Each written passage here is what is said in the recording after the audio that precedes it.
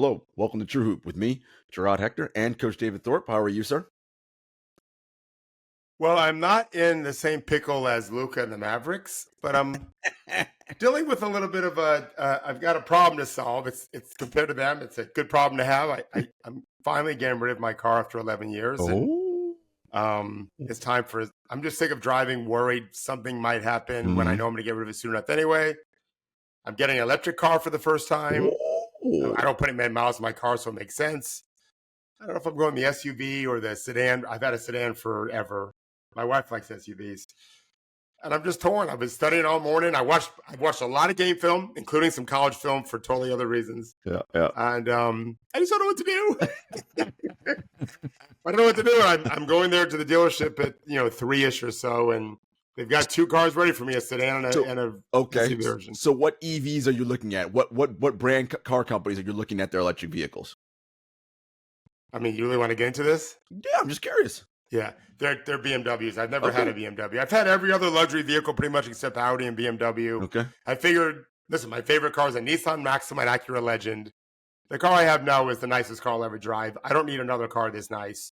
But I also have gotten spoiled a little bit. I like some comfort. Elbow room, Jarod. Elbow room. And the people I drive, except for my wife and daughter, are fucking tall. Well, yes, you often have, potential NBA players in your car, pro players who are just tall and have lots of. Even my son is 6'3". Like, he ain't little. So, yeah, I test drove one yesterday. I've had a Prius many years ago. We had a Prius, and that was great, gas mileage wise. Yeah. I just don't put enough miles in my car to get another gas guzzler. So I'm going to be smart. I just am spoiled by the elbow room that I have. Well, I will say, and I'm not a car enthusiast. Are you a car like the 5 Series Beamer? Is that something that excites you? Of course. So they're amazing, right? I'm going to get into it right now. As a former BMW owner myself, that car is called. Their tagline is the ultimate driving machine for a reason. Mm-hmm. Like, that is. Right. I drove one yesterday. The best car I've ever driven in my life, just from a car performance standpoint. You may find other cars with better bells and whistles in terms of the accoutrements, but in terms of driving a vehicle, none better, in my opinion. So I would encourage you to continue down the BMW path and see where it takes you. I'm gonna get one. The SUV that I was looking at it's not the same, I'm sure, as the 5 Series. And I'm not a race car driver. I'm not going to go into the details. It's a nice SUV, yeah. Okay. And I'm just not a car enthusiast. I just want to be comfortable. Yeah. I want the people I'm driving to be comfortable. Yeah. And it'll be reliable. I'll have it for a few years. Oh. I've had this car for 11 fucking years. So like I said, I drove it to Orlando the other day, and I'm like, man, like if this happened, what am I going to fucking do? I got to fix it before I sell it. Yeah. All right, it makes sense.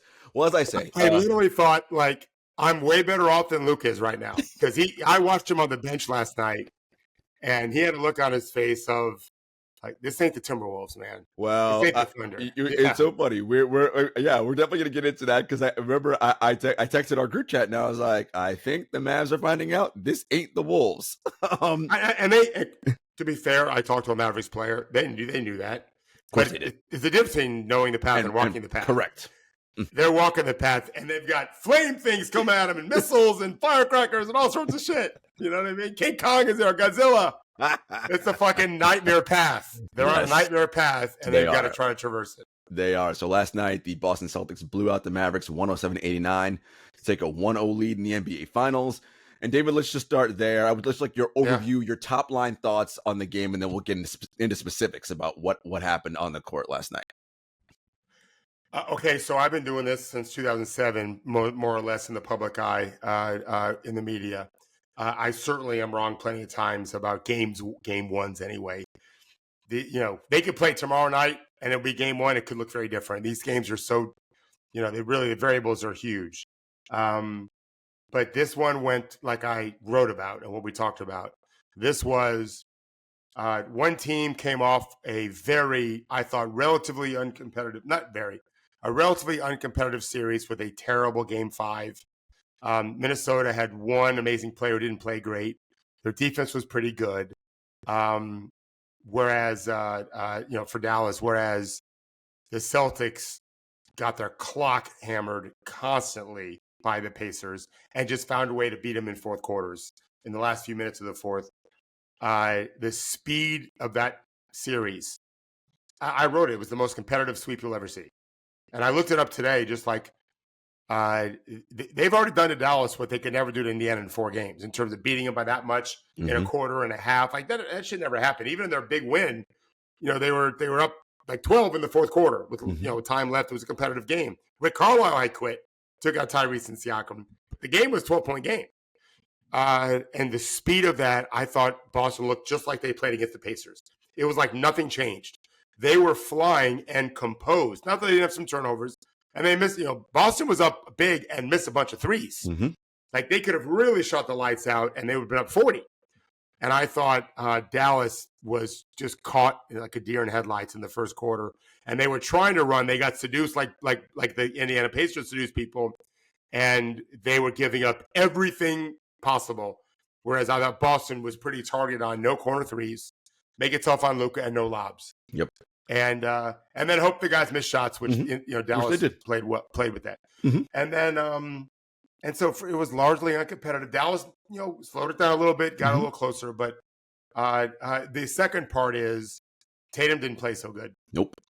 He passed the ball okay. They made him pass the ball some. KP won't play that a bunch, but they don't need him all the time to do that. They got lots of guys. Yeah. And so Boston looked like the better team, which they are. Which they are. And they proved it all season. Yeah. So I don't know if you're keeping a running tally of this postseason, but David Thorpe has a rule. No. Win a quarter by 10 or more and don't lose a quarter by 10 or more, and it's usually pretty effective that you're going to win that game. Well, it worked last night. Celtics won the first by 17 or whatever it was. Crushed them. 17. And then second quarter by 4, they're up 21 and a half. Right. And so that was it. And they never lost a quarter. They lost the last 2 quarters by 2 points combined. So there it is. Yeah. That's never really a game. They cut it to 8 one time. That was nice. That was nice. And I really thought, okay, Boston has to do some things here. But that's kind of the story too, Jarod, is to be down 28 or whatever it was against Dallas. It's naive to think you can outscore them by 29 or more in a short period of time. You outscored them by 20. That's about as good as you could probably ever hope to get. And then the game wasn't competitive again pretty quickly after that. That's a big part of the story. Yeah, for sure. So you mentioned let's go to that third quarter where the Mavericks got it to 8. Luka started cooking. He started strutting a little bit, right? And we had talked about that from the previous series, the Western Conference Finals, that when that happened to the Wolves in quarter 1, they just folded. They had nothing. They were like, this guy's awesome. We can't do anything about it. Celtics, much more battle-tested. Like, okay, we got to fix some things. I believe Missoula called a timeout. They were down 8, and they went on a 14-0 run after that. I was like, well, there goes that, right? A team with the ability to problem solve and have the capability to problem solve and adjust like the Wolves did not have in that third quarter. This is... you and I both know the old saying, defense wins championships. We don't say that anymore for a reason. Yes. Because you need both. You need more than that. And when you're playing a juggernaut offense, this is not an elite offense. It's a juggernaut. It's the best of all time. And KP was playing really well. Oh, we'll get to him. Makes a big difference. We'll get to him. The problem is you can't, like I said, 20-0 run is, recovering from 28 down is the best you can do is cut it to 8. They're going to score some. There's too many weapons, and their system is too good. They've got, in Holiday and White, guys that play in the dunk spot, which drags their guard into the rim protecting spot. Because they have a 5 that can shoot, the Pacers do the same thing with Nembhard when Tyrese is playing. Miles Turner's on the perimeter. Nembhard plays in the short corner dunk spot area. With his guy guarding him, can't protect the rim. Those guys can score down there. Better than Nembhard can. They're big grown men. And then they got Jaylen Brown, who's just the best version of himself ever. There's going to be a game or two in this series where Tatum's going to be a 30-point scorer. And then last night it was KP. And so you just can't hold them down. They really, I said this and I wrote this, they wore Indiana down with their offense as much as anything. Because you always have to be on red alert. Yes. Everything's red alert. And I thought it was the same thing with Dallas, who it's again, they knew the path. But it's not the same thing when you're coming from a team like Minnesota where there's guys that you just don't need to guard. And because of it, Boston was just very comfortable. Yes. And when they got uncomfortable, and you, like you said, Joe called it timeout, they just have so many different weapons to throw at you. That's why I say it's not just about defense anymore because of the way the game is played now. It's hard to guard those guys and shut them down for long. No, without question. And you mentioned Kristaps Porzingis, and obviously, let's get to him. Had a huge night. David, optimizes the Celtics to be the best version of themselves on both ends of the floor, on offense and on defense. You mentioned how they're all five guys are weaponized. Every man on the floor is a live grenade ready to explode at any moment. That causes problems if you're defending them because, to your point, I can't slouch or help off somebody because, we got to get back and rotate because this guy is really good. And let me just add one thing to that. It's not five Jamal Crawfords or Jaden Hardys, right. Lou Williams. They're all thrilled to pass the ball and very capable, if not even great, at doing so. And so that's the magic. Yep. It's not just the five offensive weapons as scorers, shooters, guys that can get buckets and threes, but also men who may not. And I'm not sure any of them are gifted passers. They're just willing passers who, in most cases, have been together for a while. The core certainly with adding Drew can fit in any puzzle, and then KP who clearly can too. You can't hope this guy's gonna be selfish too often. Jay Tatum might be a little bit, but he's Jason Tatum. So if the worst part of their offense is when Tatum gets a little selfish, or even just maybe not even selfish, maybe just a little bit too assertive, too aggressive, he's still very likely to make a lot of those shots.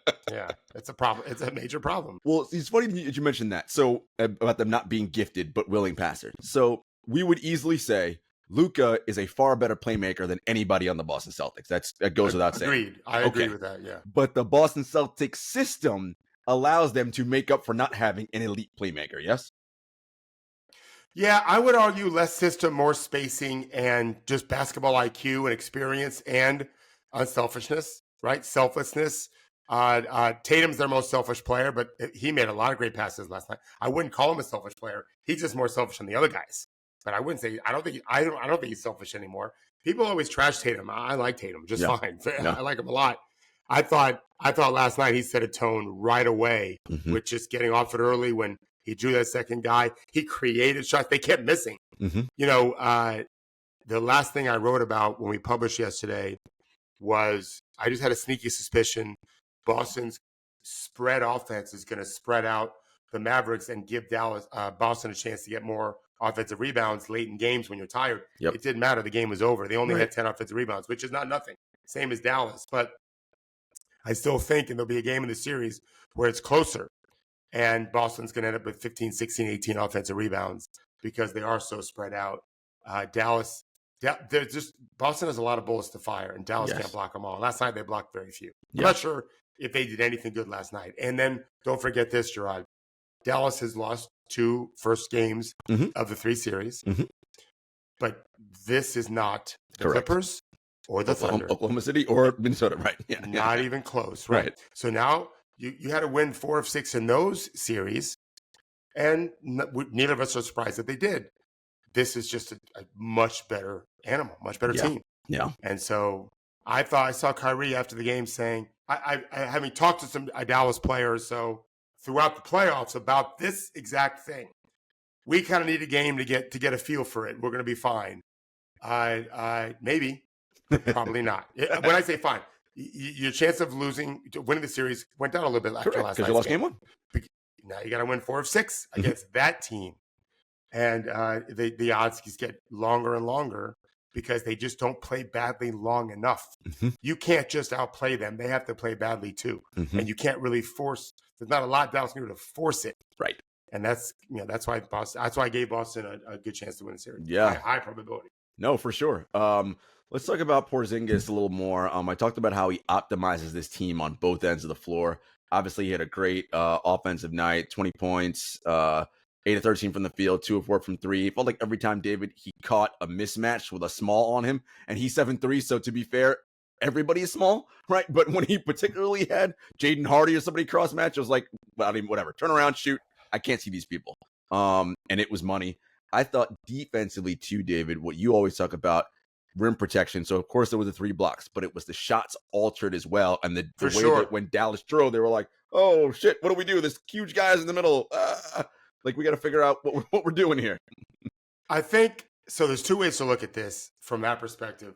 You've got him as a rim protector in their defensive system, which you just described, where he's just in the way, mucking things up. And, like, I think it was PJ missed a shot, Hardy missed a drive, just because he's there. But he also was a playmaker. Like that transition block he had, that's not a system. That's a star making a play. And it was great. It was great to see. He just gives them a pretty special dynamic. And I thought those jumpers against, well, everything's a mismatch for him. It doesn't matter who. Right. Lively is a mismatch. Right. He's 3 or 4 inches shorter. Not something Lively's used to seeing.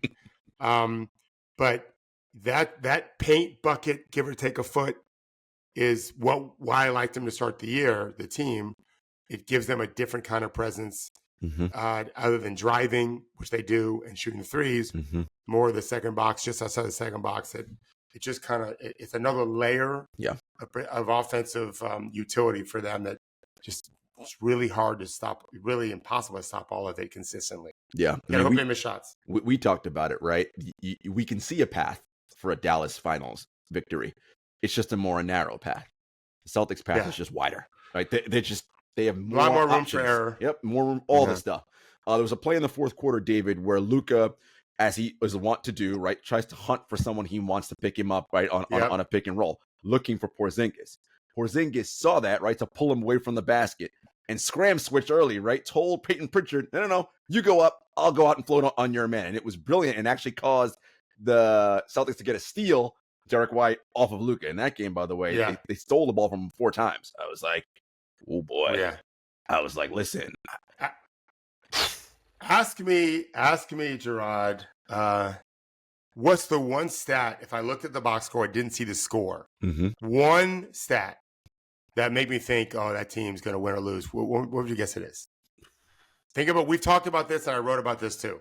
The one stat. You can ask me, and I'll answer the question. Well, David, what is the one stat? Turnovers?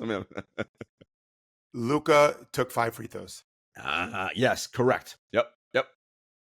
I did note that. They don't foul. I did note that. Yes, we talked about, they do not foul. Correct. They fouled 16 times for the game, same as Dallas. Correct. That's 4 a quarter, right?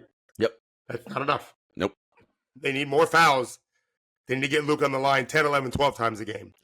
And Boston fouls less than anybody. And as we talked about, that could change, right? Because next series, I don't know who the hell the referee crew's going to be for that one. And then all of a sudden, every minor bump, they're calling a foul. I have no idea. But that's something that you'll adjust to. But again, I like who the Celtics have as their guys because they, to me, we talked about them before, led by White, Holiday, and Al. They're just so they're just even keel temperament people, right? They're not going to blow up and lose their shit if they get called a ticky-tack foul. It's like, all right, let's adjust. And I think that's Drew, so meaningful. Drew, a couple of times, Drew was like, that's a lot for him. That's a lot for him. Yeah. A lot. I thought, did you even notice Joe Mazzulla during the game yesterday? Not particularly. One time he got mad at an official. I think there was like a clear foul on one of his guys and they didn't call it. But for the most part, not really. Like, yeah, he seemed pretty composed. I've been impressed with him. Just under control. Mm-hmm. Well, shit, you're up 28. You should be. What are we panicking about? I've seen coaches go crazy at big numbers. Like, what are you doing? Just calm. He didn't do that. Calm yourself. Yeah. He's been calm the whole playoffs, I thought. He has. I think it is a knowledge base and that he knows who he has and who his guys are. And he's much more confident in himself because, again, as we pointed out before, last year was, who could have predicted that? The day before training camp, they're like, all right, buddy, you're in charge. Wait, what? Right. Like, what are you talking about? Exactly right. And now he's comfortable. Right. One last thing I'll say on Porzingis, David, the final schedule, I believe, helps him have the rest that he needs. There was only one quick turnaround, and that's between game 3 and game 4, where there's 1 day in between. Every other time, 2 days off in between. So I think that's big. It's for him coming off injury. And he only played 21 minutes last night, which that's great. Yeah. He's not going to play like this every game, obviously. No. He seemed like he couldn't miss. He was line driving shots. He took a 3 that was deep. I'm like, hey, KP, all right. That release he's so feeling quick. It right I was now. Like, this guy is, he's feeling good. But that is how they play, too. Yes. And they can play, they can shoot they can shoot themselves out of good situations. But they do lead the league in threes for a reason. And they didn't shoot great last night. They shot good. Yeah, they were plus 27 in 3-point differential last night in terms of made threes. And they took 15 more than the Mavericks did. So is it just like obviously the Mavs got to find more threes, but if that continues, it's a math problem they can't solve, right? I mean, the C's seem to be especially when you don't foul. Especially when you don't foul, right? You don't put them on the free throw line. So how are they going to get the points? Just 2s? Right. It's not enough. Probably not enough. Yeah, this is, I was in a lot of arguments with people last night who thought that I was wrong to think that Dallas can win 2 games. Because, the average person has recency bias of, well, look what just happened. Before the game was all Dallas. I mean, I'll listen to all these national guys telling me how Dallas had all the momentum and shame on the national press for acting as if Boston didn't have to play in that Indiana series. Right. Like, guys, were you not watching the series? Correct. They got their clocks. Yeah, they got their ass kicked a bunch and they fucking survived. Mm-hmm. The fact they won 4 straight just indicative of how fucking good they are. Correct. Let me tell you something.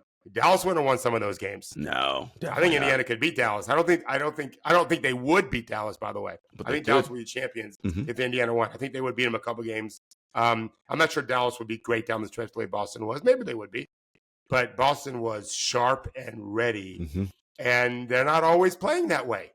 And I think Dallas is going to have some better games. Kyrie, I thought, was not very good. Yeah, he actually missed a bunch of wide open threes when they were in that. One could have cut it to 5, and that might have made things. Is that right? Tighter, yeah, and just wow. Yeah, so, but this is how things work, right? A miss here, that's basketball, folks. Like, I have no doubt Kyrie's gonna have some great games. I have no doubt Boston. It's not likely Boston's gonna play like this every game, right? And I think Dallas will play better in some games. And the hope is for Dallas, they play better in some of the games Boston doesn't play as well in terms of shooting or decision making, separate from what they do for each other in terms of force. And Dallas has a good chance to win those games. Yeah. I still think Boston wins it in 6. It could be 5. Yeah. But who knows what happens in the next game to make me think something totally different. Injuries do happen. For sure. But it was good to see Boston play the way they did last night. And for people trashing the East, and I get it. Lots of injuries. Indiana faced, no Giannis, no half the Knicks team. But Indiana was also hurt. Donovan Mitchell, Jarod Allen. Like, I understand it.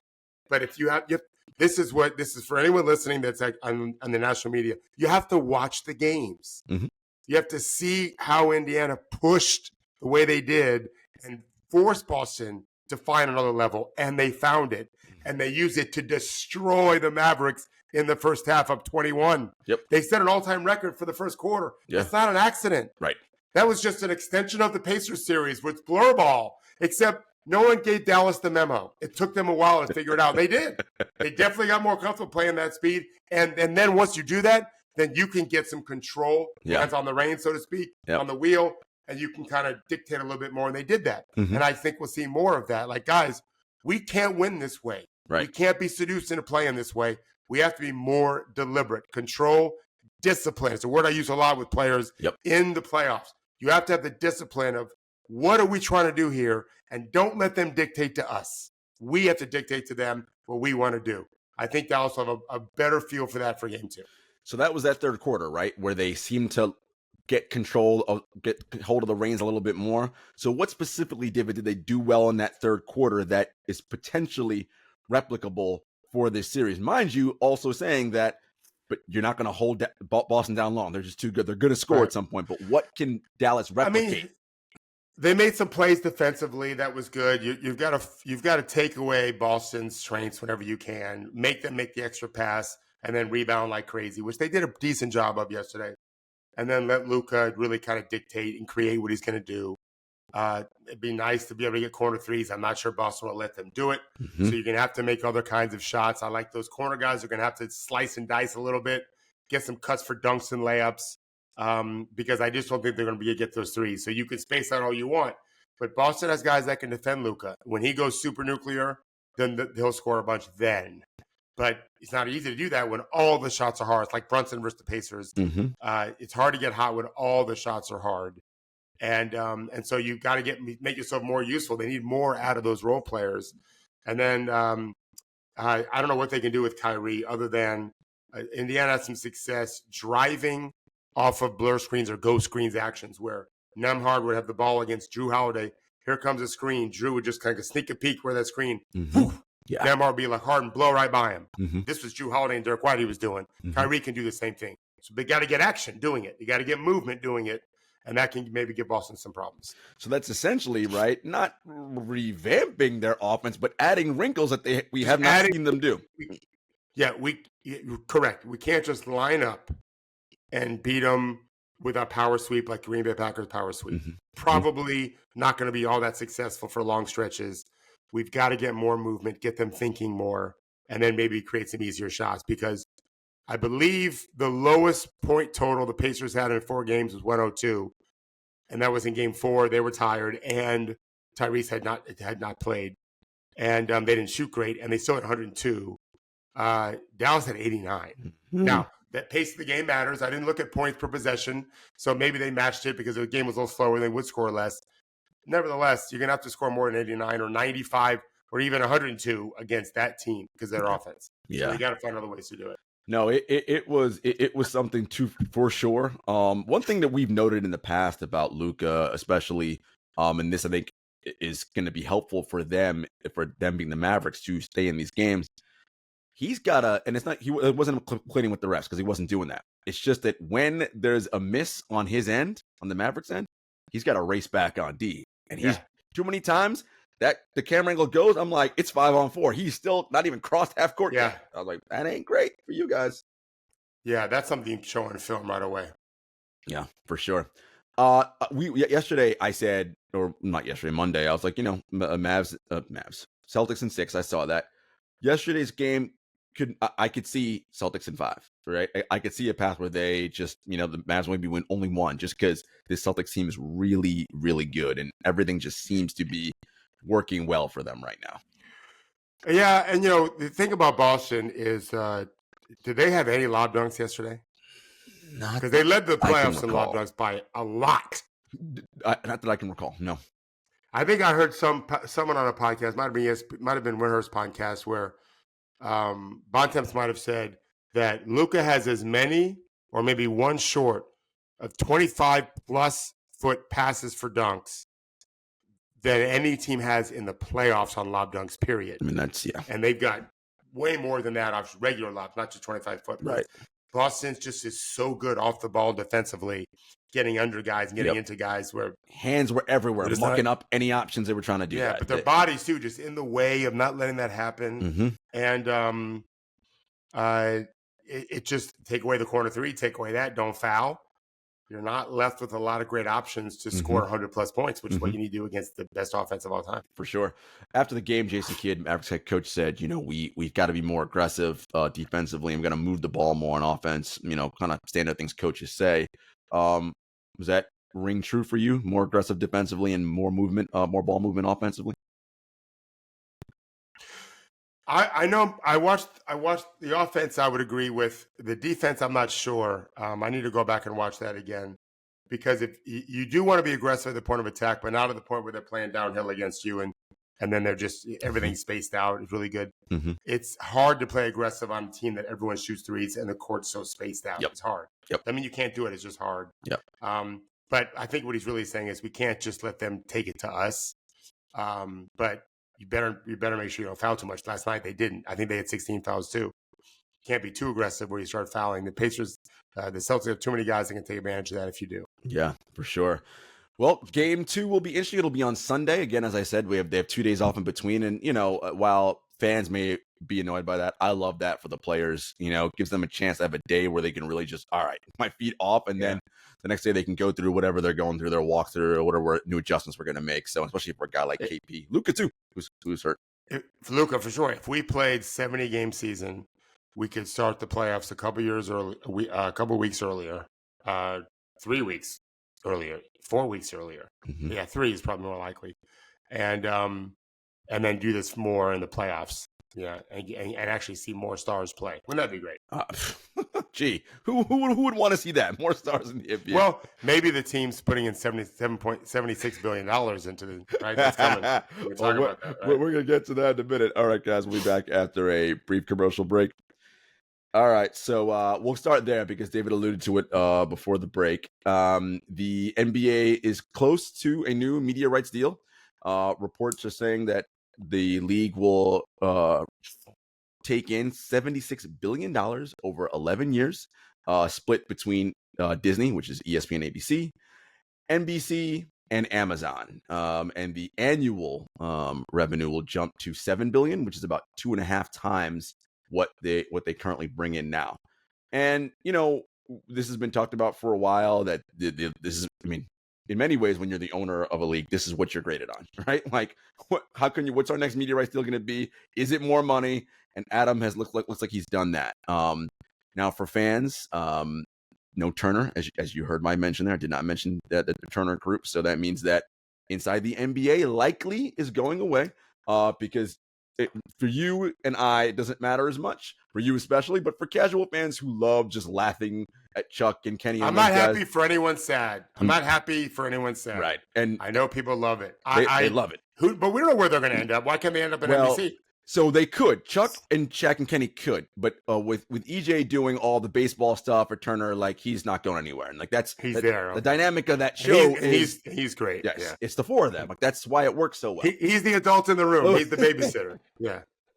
All those men. Let's be very clear. They're dads. Yes. I'm quite sure that they can be Ernie Johnson every day of their lives when they're dads. Correct. But the role that they play, the character that they play is the kid. Correct. I get the adorable aspect of it. They've made movies on things like this, like Daddy Daycare. Mm-hmm. Grown-ups, all that stuff. Yeah. It's just funny shit. That's just what they do. So we'll see where that ends up. But just for the particulars, Disney would pay about $2.6 billion a year. So mind you, $2.6 billion is about what they're bringing in now, right? So overall, from all their partners, so it's for a year, Disney would pay $2.6 billion annually. They would get the NBA Finals continuously, as they do. And there's a new direct-to-consumer service that's going to launch in 2025 from ESPN that they're going to want to put games on as well. NBC, which all longtime fans of the NBA know, used to have the NBA for a long time. They're coming back. They're going to pay about another $2.5 billion a year. Also, they'll get about 100 games a season. Half of them would be on Peacock, which is their streaming service, and they'll do some wrap games on Tuesdays and Saturday on Sundays to avoid like their football stuff, right? So Tuesday would be NBA night, and they do Sunday daytime games, so they wouldn't mess with Sunday night football on NBC. And Amazon would get regular season games, playoff games, and the in-season tournament and the play-in tournament. So look, this is just the reality of where sports is now, guys. Like it used to be, all right, when David was growing up, right? All right, these are the 4 channels. I know what everything. No. No. You didn't have 4 channels. You had 3 channels. No. Yeah, we had 4 channels. One was UHF, but for the NBA, yes, tape delay and all that. Yes, correct. Do you know what channel it was on? I don't remember. CBS, maybe. CBS. Yes. Yeah. Brett Musburger. Tape delay, 11:30 Florida time. Right. Yep. Yeah, it is a different world, man. I'm so glad. We have more talks about this once the deal's finalized, but players are going to make a bunch of money. Couldn't be happier. For sure. I mean, that means now is that, so for everybody who knows, that combined $76 billion total over 11 years, that's the basketball-related income, right? That's the huge part that the owners and the players split, which means Supermax salary cap, all that stuff is going to keep ticking up, and up. Yeah. So more money for the players, great. Right. David, one of the downsides, perhaps, of this is now that Adam has this deal already, like it's going to be locked up, he can now turn his attention towards what we all know is coming, which is expansion. Yeah. I think I've talked about it in the past on the show. I don't love it because that means more games. And I am already on the opinion that they play too many as it is. Well, they're not gonna increase the schedule though, are they? No, they're not going to increase the schedule. I just think that it's just, for me, it's you're adding additional. Things can be unbalanced if I'm not mistaken, because I think it's 2 Western Conference teams, Seattle and Vegas. I mean, Vegas is not going to be East Coast. I don't know how they're going to do that. So that you're going to create. That's it. Well, they could move Minnesota to the East. That's true. They're probably going to move. They somebody. should, or move Memphis. Actually, because Memphis is really a team that should be moved to the East. Or New Orleans. Yeah. You're that's exactly what'll happen. It probably is going to be Memphis and New Orleans. I bet you're right. And they'll leave Minnesota out west, even though Detroit's in the East. I bet that's what it is. I bet you're right. And it's there's talent all over the league, or all over the world playing basketball, as you so often say. Again, it won't water down the talent. I promise you, it won't. It'll water down the amount of stars on teams. Yes, because there's more teams that can do it. But there's so many players that we just don't get. I'm not going to go into names, but there's a guy that I'm helping. I just saw him for a little bit when I was in LA. He's been one of the best players in the G League for a few years. He's had plenty of NBA experience as he goes up and down as a two-way player. Big guard. He's got a 6'9" wingspan. The head coach of the team he's with told me the other day, we think you can be an elite defender, but he's an elite scorer already. Unbelievable scorer. He's got triple-doubles in G Leagues. And the guy can't fucking get an NBA contract. And he's fucking fantastic. And so there's so many guys like that who just are sitting and waiting their turn. The Naz Reeds, we know. The Nembhars and all these guys. Neesmith he couldn't get off the Celtics bench. You know what I mean? So that part's going to be good.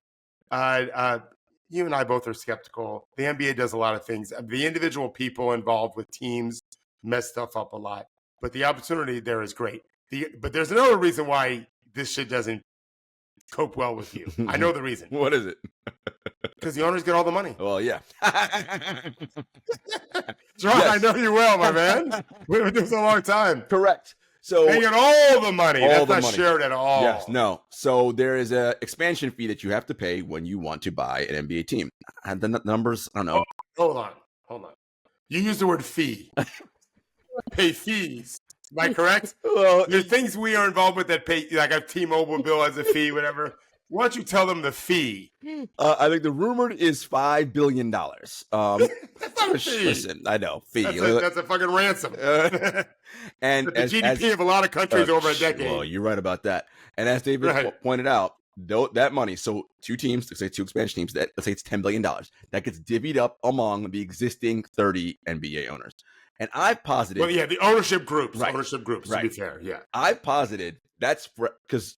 So the Portland Trailblazers, our boss Henry Abbott's favorite team, was owned by the late Paul Allen. It is now owned by his trust. And the stipulations of his trust say, you were to sell all my assets, which include the Trailblazers, and that money gets given out to the whatever charities that he has. And I've been sitting here going, why is Jody, it's been years now. Why is she still holding on to this thing? She's waiting for that expansion to happen so she can collect her share of the money when they get divvied up. And then it's all right. And then it's Seacrest out. Exactly. Seacrest out. Exactly. See, this is how billionaires work. They're so fucking greedy. They already have enough. What's enough? I need more. And there's where we are. So well, especially when you know what's coming. Yes. Yeah. That's what really sticks in your craw. Because it's a payday, and it's for what? You didn't even do shit. How does it? Did you? What? No, you fought against everything good. Right. And you still get paid. Really, David? That grinds my gears, David. No kidding. I love that about you. I'm with you, man. I'm with you. So anyway, that's where we are with the NBA right now. So Adam will be focused on that, and I'm pretty sure it's going to be Seattle and Vegas. Those are the areas that. Is that right? Vegas for sure. I'm pretty confident it's going to be Vegas. Vegas is Vegas. I've been there too many times, and going back there again actually, I think I'm going to go Summer League, the Team Canada, Team USA game. Which starts, I think, July 10, July 12, Summer League starts. Okay. I was going to fly to Vegas in the 11th. I think I'm going to go in the 10th now to catch that game. Nice. I've not seen Team USA in person since I saw them in Madison Square Garden, actually, against Team China. David, they won by 95. You already know who's on this Team USA, and you've seen these players a billion times. It's all the old dudes. LeBron, Steph, KD. Yeah. You already know. I'll be there. I'll be there to watch Shea and Team Canada as much as anything. But I actually would love for Seattle. I've wanted city. I've not been to only a few amazing cities in America, the big cities. That's one of them. My parents even have gone. My dad, when he was alive, went. Loved it. I like to go. My wife's been there. I've never been. Yeah. So I'll definitely go to a game. It'd be great if the Sonics, if they got a team back in Seattle. That would be wonderful. Would they call them the Sonics again? I do wonder because Oklahoma City, right? That's the franchise that owns that thing now. And it's all weird. Listen, you guys know you're a billionaire, whatever. Figure that shit out and figure out who gets what. That's not for us to do, but we'll see. And that'll be a nice. That'd be a nice first game, OKC at Seattle. Yeah, that would be. And we're throwing batteries. That expansion isn't going to happen like tomorrow, right? We got to wait till this deal gets ratified first. And the new deal, by the way, won't kick in until after the end of next season. So 25, 26 Correct. Season. Yeah. Correct. So expansion, I imagine, probably in the season after that is my guess. So that means this summer free agency, I already know because I deal with agents all the time, those contracts are going to look even better when the new money comes in. So I talked to an agent the other day. He said, basically $30 million now is $20 million later. He's just making up a number, but that's what he means. Like, you don't go pay my guy 4-year 120. It's paying like 4-year 80 in terms of percentages when we get the new deal. Yeah. And the player's going to make a fortune. I'm very happy. They are. And guess what? They should. They're the things that we come to see, right? Yep. They are the main attraction. We watch. All right, David. The Lakers are on the news because God forbid that they let any days go by without any noise being about them. So maybe it was a week ago. Shams Charania first reported that JJ Redick was at the top of the list of the Lakers for their next head coach. And then maybe, I don't know, 4 or 5 days later, it comes out UConn head coach Dan Hurley from Adrian Wojnarowski, which bears pointing out who wrote up what, and I'll get into that, that he is now who the Lakers are targeting. And I was like, whoa, what's going on here? So, when you work for True Hoop, David, your spidey senses start tingling when you see things like this because you're like, well, this is kind of weird. What's going on? And listen, I know nothing about anything. This is all speculation in my head, but I thought about this. Okay. So Shams says JJ Redick is a top candidate. Shams, as we all know, is a Clutch guy, right? That's where he gets his stuff from. It's from Clutch. He's embedded with that group. Woj says, okay, Dan Hurley. Woj, by the way, is a longtime Hurley family friend. He wrote the book, The Miracle of St. Anthony's. What's the Miracle of St. Anthony's, you ask? Dan Hurley's dad, Bob Hurley's longtime head coach of St. Anthony's, super successful head coach, that sort of thing. Okay. Now, Woj coming out with this does two things. One, the Hurleys are clearly a family friend, so it helps Dan potentially. This is me thinking now, my conspiracy hat on. If Dan wants to renegotiate his contract with UConn, he can be like, hey, man, the Lakers want to offer me whatever the hell they want to offer. I don't know, something ridiculous. I'll stay at UConn, but you got to up the ante. That helps by him doing that. It also, JJ Redick works for ESPN. He is Wojnarowski's teammate. It would behoove ESPN to not have questions about JJ these 2 weeks, especially because the NBA Finals is their most important time of the year for their NBA broadcast. So this deflects attention away from JJ, puts it on a person who it doesn't matter if ESPN talks about that. That's irrelevant. Again, that's all speculation by me, David. I don't know, but I thought, especially when Woj and Shams say completely opposite things, that's always when I'm like, I wonder what's going on here. Whose camp are you trying to help, and what's the deal you got going on here? So anyway, that's my speculation on what's happening. Well, I didn't know Shams is connected to Clutch. I don't know that I've ever read a tweet of his, article, nothing. I don't follow Woj at all. They don't care about being right. No. They're just trying to build that momentum. It's their business. And they're shills for the PR companies and the people they have relationships with. They're just right. So to me, when they tell us this has happened, there's no investigation. Right. These teams want to be in the good graces of guys, and so they call them, hey, we just signed this guy. Meanwhile, it's happened for weeks and weeks, and people like me often, in fact, know about it. Have conversations all the time. When do we want to leak it? And I don't have a say too often as to who would. I definitely would want to do it, and so I just don't pay attention to any of that garbage. They're wrong all the time, and nobody cares. So I wouldn't even know half the time because I don't pay attention. People just say stuff to me. The bigger question is, JJ Redick's never coached, and I would call him he's a casual friend. I love him. I love his shows. I don't think it's good for my profession. I agree. That a guy that's never coached before suddenly gets a top job. I don't love that. But I don't begrudge it for him for trying, and he probably could figure some things out. Although they don't seem to give anyone else much of a chance, including guys that won world championships. And then the Dan Hurley thing is just so nuts. I was talking to a highly respected college coach who's been both in the NBA and college basketball. One of the most respected coaches, if you talk to coaches in the world. And I said, this was months ago, about, hey, how do you think Dan Hurley would be in the NBA? And he said, I don't know, but he's insane. I said, what do you mean insane? He's like yelling and screaming and demanding. I've seen some videos. And I said, oh, so you're telling me he's not going to the NBA? He's like, not like this, he's not. Yeah. That doesn't mean he couldn't completely change. Billy Donovan used to be insane. Mm-hmm. Billy stopped being insane. It helped because they kept winning championships. Mm-hmm. When you've got Corey and Al Horford and Joakim Noah and Torian Green, you're good. Yep. And he was good. He certainly, I think Billy on the NBA bench has been great. Dan Hurley would have to do the same thing. But so if that's the case, what are you signing him for, LA? Like, is it player development? Right. Is it we're trying to restart from scratch? Because if LeBron's and AD's still there, that's not going to go great. Because they're not going to listen to a word he says. Not even close. No. So the Lakers, this is what the Lakers are, that they try to make big splashes, and there's no science behind what they're doing typically. Listen, David, we talk about it all the time. It's hard work, man. It's not about the flashy whatever. You get someone who you believe is right, who's here for the long haul, has a mission and a vision about development, and you grind from the. But they try to let's just start at the 18th floor and try to get from there. That's how they've always done things, right? And it's like, no, that's not going to work for you guys. And so I don't know how this will work if they bring in this guy. Right. No idea. If Dan Hurley, if I were advising him, I would say, call me when you're starting over.